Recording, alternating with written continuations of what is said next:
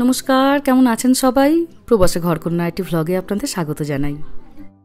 আজকে শুক্রবার, সকাল এখন 9টা। গত 2 বছর ধরে যে দিনটার জন্য অপেক্ষা করেছিলাম, আজকে সেই দিনটা। কোনো রকমভাবে এই সকালটা দুপুরটা কাটিয়ে ফেলতে পারলেই বিকেলবেলাতে বাক্স প্যাটরা গুছিয়ে নিয়ে রওনা আমার দেশের উদ্দেশ্যে। ডিম দিয়ে একটুখানি চাউমিন বানাচ্ছি আজকে সকালে জলখাবারের জন্য। দুর্গাপুজো আসার গোটা মাসটা জুড়ে সকলের মনে যেমন একটা আনন্দ কাজ করে, এই গোটা মাসটা জুড়ে আমাদেরও সেই খানিকটা সেরকমই। নতুন নতুন জিনিসপত্র কেনা, আত্মীয় স্বজনদের জন্য ব্যাগ গোছানো, আর দিন গুনতে থাকা কবে সেই দিনটা আসবে। কাল রাতটা ভেবেছিলাম খুব ভালো করে ঘুমাবো, কারণ আজকে রাতে তো ফ্লাইট। সারাটা রাতই প্রায় বসে বসে যেতে হবে। সঙ্গে থাকবে আবার 2টো ছানাপোনা। কেউ বানাবে মাকে মাথার বালিশ, কেউ বানাবে পায়ের বালিশ।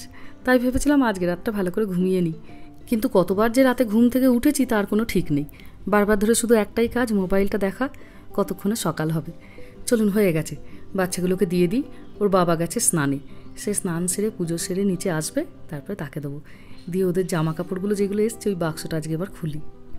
গতকালই এসেছে ছেলে মেয়েদের এই জামা কাপড়ের বক্সটা, দেশে যাবার জন্য কিছু গরমের জামা কাপড়। ভেবেছিলাম কালকে সন্ধ্যাবেলাতেই প্যাকিংটা করে রাখবো, কিন্তু কালকে সব বাথরুমগুলোকে পরিষ্কার করে রাখলাম, নাহলে এসে আবার ব্যবহার করা যাবে না। ওই করতে করতেই দেখলাম রাত্রি 10টা বেজে গেছে। তারপর স্নান সেরে যখন বেরালাম তখন রাত্রি প্রায় 10:30। এত ক্লান্ত লাগছিল তখন আর মনে হলো না প্যাকিং নিয়ে বসি, কারণ এই 1-1.5 মাসের জন্য যখন এই 4 জন মিলে দেশে যাই, প্যাকিং করতে প্রচুর সময় লেগে যায় জানেন, প্রায় 3-4 ঘন্টা। ঠিক করলাম সবাই তখন তাড়াতাড়ি শুয়ে পড়ি, আজ কালকে সকাল থেকে তখন লাগবো। তাই জলখাবার খাবার পরেই সবাই বসে পড়েছি জিনিসপত্র এবার গোছাতে বাগাতে। শুধু যেই জামা কাপড় বা গিফটগুলো নিয়ে যাওয়াই নয়, সাথে থাকে একটা লম্বা লিস্ট। এই যে টুকুর টুকুর করে এত শাড়ি কিনি, দেশ থেকে পার্সেল আসে, তাদের ওই ব্লাউজের পিসগুলোকে ওই সময় নিয়ে যাই, কারণ এই সময় দেশ থেকে কাটিয়ে আনি। টুকটা গয়নাগাটি যেগুলো ভেঙে যায় সেইগুলোকে নিয়ে যেতে হয় একটু মনে করে, নাহলে সেইগুলো আর সারানো হয়ে ওঠে না। এরকম টুকটুক করে থাকে একটা লম্বা লিস্ট। লাগেজগুলোকে নিয়ে গেছি ওপরে, কারণ ওপরেই আমাদের সব আলমারিগুলো তো। এই যে মেহার এটা প্রথম গেঞ্জি, ওর খুব পছন্দ হয়েছে এটা। তাড়াহুড়োর মধ্যে ওকে খুব একটা পছন্দ করিয়ে কেনার সুযোগ পাইনি। আমি দুপুরবেলাতে বসে বসে টুকটুক করে অর্ডার দিয়ে দিয়েছিলাম। একটুখানি মনে হচ্ছিল যদি ওর পছন্দ না হয়, কিন্তু দেখছি না, পছন্দ হয়েছে। আর মেহার বাবার আর আমার যেটুকু দরকার হবে আমরা দেশে গিয়ে কিনবো। তাও মনে হচ্ছে এখান থেকে না কিনে রামা মেহারটাও দেশে গিয়ে কিনলেই ভালো হতো। এই যে প্যান্টগুলো দেখুন, দেখতে তো ভারী সুন্দর হয়েছে ঠিকই, কিন্তু কাপড়গুলো বেশ মোটা। দেশে যেরকম আমাদের গরম পড়ে, সেখানে গিয়ে এই ধরনের কাপড়গুলো মনে হচ্ছে না ওরা বেশি পরতে পারবে। এখানে তো খুব একটা গরম পড়ে না গরমকাল হলেও, তাই এখানে জামা কাপড়গুলো এই ধরনেরই পাওয়া যায়। দেশে গিয়ে আবার দেশের গরম অনুযায়ী তখন আবার কটা জামা কাপড় বাচ্চাদের নেবো। মেহার 2টো জিন্সও বলে দিয়েছিলাম, তবে একটু ঢিলে ঢালা। ফ্লাইটে যাওয়ার সময় পড়বে। ফ্লাইটের ভেতরে আবার থাকে প্রচণ্ড ঠান্ডা জানেন, এত তাপমাত্রা ভেতরে কম থাকে, সোয়েটার জ্যাকেট পরে বসে থাকতে হয়। গতবার তো আমার জ্বর চলে এসেছিল। তবে এবার এদের জামা কাপড়গুলো টার্গেট থেকে নিইনি জানেন, নিয়েছি ওল্ড নেভি থেকে। ওল্ড নেভি থেকে আমাদের খুব একটা বেশি জামা কাপড় কেনা হয় না, তবে এবার তো দেখছি খুব ভালো লাগছে, কোয়ালিটিটাও খুব ভালো, আর মেহারও দেখছি খুব পছন্দ হয়েছে। টার্গেটটা তো আমরা খুব বেশি কেনাকাটি করি, একটু যেন একঘেয়ে লাগছিল, তাই মনে হলো দেশেই যখন এবার যাবো অন্য একটা দোকান থেকে নিই। এবার ভাবছি টুকটাক জামা কাপড় ওল্ড নেভি থেকেও নেবো, বেশ সুন্দর লাগছে। আর এটা নিয়েছি আমার এক বন্ধুর ছেলের জন্য। বিশেষ করে এই মেহার বয়সী বাচ্চারা যারা মোটামুটি টিনেজার বা টিনেজারে পা দেবে, তাদের কালেকশান দেখছি ওল্ড নেভিতে খুব ভালো। কি সুন্দর টপটা লাগছে দেখুন। এই ইন্টারন্যাশনাল ফ্লাইটগুলোতে মোটামুটি 22 থেকে 23 কেজির মধ্যে 2টি করে লাগেজ মাথা পিছু আমরা নিয়ে যেতে পারবো, আর একটা করে পাবো কেবিন লাগেজ। তো যখন এই লাগেজ গোছানো হবে তখন একটু ওয়েটটা মাথায় রাখতে হবে, কারণ যদি ওয়েট বেশি হয়ে যায় তখন আবার খুব সমস্যায় পড়তে হয়। বাড়তি তখন অনেক টাকা করে প্রতি কেজিতে চার্জ করতে থাকেন। আর আমার এই গেঞ্জিটা কি সুন্দর হয়েছে দেখুন, ওরও ভারী পছন্দ হয়েছে। ওর বাবার ওদিকে স্নান পুজো হয়ে গেছে, জলখাবার খাওয়া হয়ে গেছে, অল্প তার কিছু অফিসের কাজ বাকি আছে। 2-3 ঘন্টা এখন সে ঠান্ডা মাথায় অফিসটা করে নিক, তারপর সবাই মিলে বসবো লাগেজগুলোকে গোছাতে। আজকে সব মিলিয়ে আমাদের 23 ঘন্টার প্লেন জার্নি, কিন্তু তার মধ্যে সব থেকে যে লম্বা জার্নিটা সান ফ্রান্সিসকো থেকে সিঙ্গাপুর, সেটাই 16 ঘন্টার। আর এই 16 ঘন্টার মধ্যে 8 থেকে 10 ঘন্টা ধরুন রাতেরই কাটবে। তো ওইটা একটা বড় শান্তি যে ছেলেমেয়েরা ঘুমাতে ঘুমাতেই অর্ধেক রাস্তা পেরিয়ে যাব। তারপর সিঙ্গাপুরে আমাদের 3-4 ঘন্টা লে ওভার আছে, তারপর সেখান থেকে সোজা দেশে। পাশের বাড়ির বন্ধুকে বলে এসেছি আমার গাছগুলোতে একটু জল দেবার জন্য, আর বিকালবেলাতে যখন আমরা বেরাবো তখন ওর বাড়িতে গোপালকে আমার রেখে আসবো। আবার যখন আমরা ফিরে আসি তখন নিয়ে আসি। গুছিয়ে যাওয়ার বলতে এই 2টো কাজই আছে। চিঠিপত্র তো যেটুকু যা আছে আজকে ওর বাবা নিয়ে চলে আসবে, আর এই 1-1.5 মাস যা জমবে আমরা ফিরে এসে আবার দেখব। তবে এবারে তো তাও অতটা তাড়াহুড়ো নেই, কিন্তু গতবার যা গেছিল সে হয়তো যারা আপনারা ব্লগটা দেখেছেন আপনাদের মনে আছে। মেহার বাবা তো আমাদের সঙ্গে যায়নি, তার জন্য আবার 1 মাসের রান্না করে রেখে দিয়ে গেছিলাম। ছোট ছোট জিপলক প্যাকেটে করে ডিপ ফ্রিজে রেখে দিয়েছিলাম।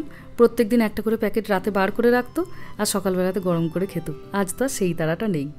দুপুরে আজকে একটুখানি চিকেনই করেছি। একটা ওই যে চিকেনের ট্রে ছিল কসকো, সেটাই পাতলা করে চিকেনের ঝোল আর ভাত, সবজিপাতি, দুধ, ডিম যেটুকু যা আছে বন্ধুকে দিয়ে চলে যাব, কারণ আজকে আর খুব বেশি রান্নাবান্না করবো না, নাহলে প্রচুর বাসন হয়ে যাবে। তো দুপুর এখন 1টা, খাওয়া দাওয়া সকলে শেষ হয়ে গেছে। এবার সকলে মিলে বসেছি এই লাগেজ প্যাকিং করতে। মেহাকে মেহা জামা কাপড়গুলো সব দিয়ে দিয়েছি, ওর একটা লাগেজ দিয়ে দিয়েছি, ওর প্যাকিংটা করছে। আর আমাকেও আমার জামা কাপড় সব দিয়ে দিয়েছি, একটা ছোটো মতো ব্যাগ ওকে দিয়ে দিয়েছি, ওর প্যাকিংটা করছে। এবার যে বড় বড় লাগেজগুলো আছে সেগুলোতে যাতে বেশি জামা কাপড় সব ধরাতে পারি, ওই জন্য অ্যামাজন থেকে কিছু ভ্যাকিউম সিল ব্যাগ কিনে এনেছিলাম জানেন। তবে অবশ্যই ধন্যবাদ জানাবো কমেন্ট বক্সে, এটি আমাদেরকে একজন বুদ্ধি দিয়েছিলেন, তার কথা শুনেই। এই মুহূর্তে আমি ওনার নামটা ভুলে গেছি ঠিকই, তবে উনি অবশ্যই জানেন যে উনি আমাকে এই কথাটি বলেছিলেন কমেন্ট বক্সে। অসংখ্য ধন্যবাদ আপনাকে, আপনার কথা শুনে অ্যামাজন থেকে এই ভ্যাকুম সিল ব্যাগগুলো কিনে এনেছি। এই ব্যাগগুলির সুবিধা হলো এই যে আমার শাশুড়ি মায়ের জন্য এত বড় কমফোর্টারটা কিনেছি, এইটাতেই তো একটা ব্যাগ ভর্তি হয়ে যাওয়ার কথা, কিন্তু এই ব্যাগগুলোর মধ্যে করে জিনিসপত্র নিয়ে যাওয়ার সুবিধা হলো জিনিসপত্রের মধ্যে যে বাতাসটা ভরা থাকে ওইটাকে বার করে দেয়। হয়তো আপনাদের অনেকে খেয়ালও আছে, কিছুদিন আগে বাড়িতে একটি ম্যাট্রেস আসে যেটি আমাদের খাটের তুলনায় ছোট হয়ে গেছিলো। তাকে ফেরত দেওয়ার জন্য এইরকমই একটু তো ব্যাগ অর্ডার করেছিলাম। সেই একই ধরনের ব্যাগ, উদ্দেশ্যটিও এক, কিন্তু সাইজে ছোট। সেদিনকে যখন শাশুড়ি মায়ের কমফোর্টারটা এনেছিলাম, তারপরে মনটা আবার কদিন খুঁতখুত করছিল যে মায়ের জন্যও একটা নিলে হতো, তারপর মায়ের জন্যও একটা নিয়ে আসি জানেন।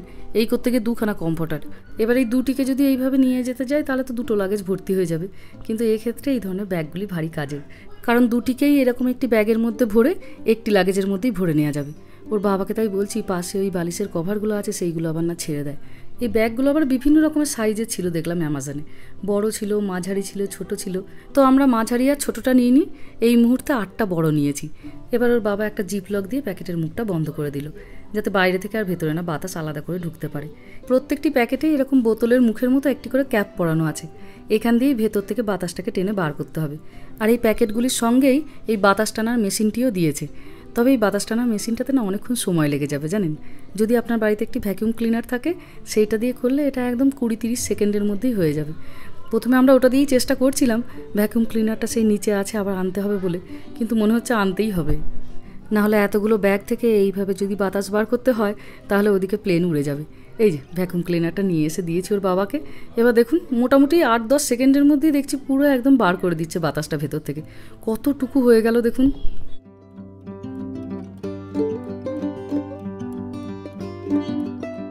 আর এটা সুবিধা হলো যখন আপনি প্যাকেটটি আবার খুলবেন, ভেতরে যেই হাওয়াটা ঢুকে যাবে আবার জিনিসপত্রগুলো আগের মতো হয়ে যাবে।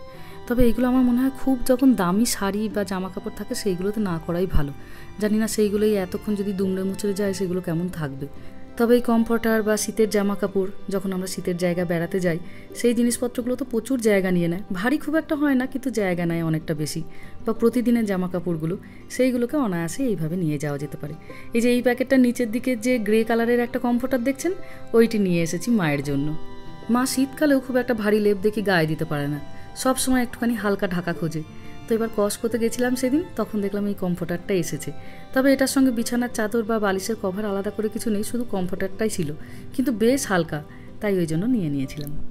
এবার মা আর শাশুড়ির নিয়েছি, পরের বার বোন আর জায়ের নেবো। আজকে দুপুরটা আমরা নিজেরাও কেউ শোবো না আর ছেলে মেয়েগুলোকেও শুতে দেবো না, যাতে ফ্লাইটে উঠে দুটোতেই ঘুমিয়ে পড়ে। কারণ দুপুরে ভালো করে ঘুমিয়ে নিলেই দেখি রাতের ঘুমটা তখন ওদের ভারী পাতলা হয়ে যায়। 16-17 ঘন্টার মধ্যে কিছুটা সময় যদি ওরা না ঘুমিয়ে টানা জেগে যায় তখন ওদেরও ভারী কষ্ট হবে। ব্যাস দেখুন, ওইদিকে একটা কমফোর্টার ঢুকে গেল, এইদিকে একটা কমফোর্টার চলে এলো, 2টো কমফোর্টার একটা লাগেজের মধ্যে ঢুকে গেল, আর কি চাই। চকলেট বাদাম টাদামগুলো ওইগুলো আবার সব নিচে আছে, ওইগুলোকে আর উপরে নিয়ে আসিনি। একটা খালি লাগেজ নিচে নিয়ে গিয়ে ওইগুলোকে শুধু একটু ভরে নেবো। আজকে শুক্রবার, দুপুরের পর থেকে ওর বাবা এমনিতেই কাজের দিক থেকে একটু হালকা থাকে। আজকে তাই এই প্যাকিংয়ের কাজে ওর বাবা সাথে থাকাতে ভারী সুবিধা হলো। আমার ভাইয়ের একটি গোপ্রো আছে, তার কভার, সেদিনকে ওষুধের দোকান থেকে এটা নিয়ে এসেছিলাম। একটা অ্যালোভেরা বেস্ট মলম, বাচ্চাদের তো গরমে গেলেই হাতে কি সব বেরাতে থাকে, তো এইগুলো একটু ব্যবহার করা যাবে। ওর বাবা সব থেকে বড় 2টো জিনিসকেই সুন্দর করে গুছিয়ে প্যাক করে দিয়েছে, এবার বাকিগুলো আমি টুকটুক করে নিই। এছাড়া আছে প্রচুর ডকুমেন্টেশনের কাজ, ও এবার খানিকক্ষণ সেটা নিয়েও বসবে। বিকেল এখন 5টা, প্যাকিং করা সব হয়ে গেছে, ঘরদোর ভ্যাকিউম করে নিয়েছি, শেষ কাজ পড়ে আছে এবার গ্যাসটা মুছে দিয়ে যাব আর এই ফয়েলটা চেঞ্জ করে নেব। রাত্রি 10টায় আমাদের ফ্লাইট, কিন্তু বাড়ি থেকে বেরাবো আমরা বিকেল 5:30টাতেই, কারণ যেতে লাগবে প্রায় 1-1.5 ঘন্টা, আবার ভিড়ও থাকতে পারে। আর তারপর তো এয়ারপোর্টের মধ্যে ঢুকে গিয়ে আছে লম্বা একটা প্রসেস, আর সেখানেও লাগবে প্রায় 1-1.5 ঘন্টা। আর মাঝখানে কোথা থেকে তুলবো একটুখানি রাতের খাবার, কারণ রাত্রি 10টার সময় মনে হয় না ফ্লাইটে খাবার দেবে। যাই হোক, চলুন শেষ মুহূর্তের এখন প্রস্তুতি তো তুঙ্গে, ঝটাপট এবার রেডি হয়ে বেরাই। ভিডিওটাও তাহলে আজকে এখানেই শেষ করছি। সবাই ভালো থাকবেন, সুস্থ থাকবেন, সাবধানে থাকবেন। আর ব্লগটা কেমন লাগলো সেটা আমাকে অবশ্যই কমেন্টে জানাবেন। ভালো লাগলে একটা লাইক করে দেবেন। সবাই ভালো থাকবেন, সুস্থ থাকবেন, সাবধানে থাকবেন। দেখা হবে খুব শিগগিরই পরের একটা ব্লগে।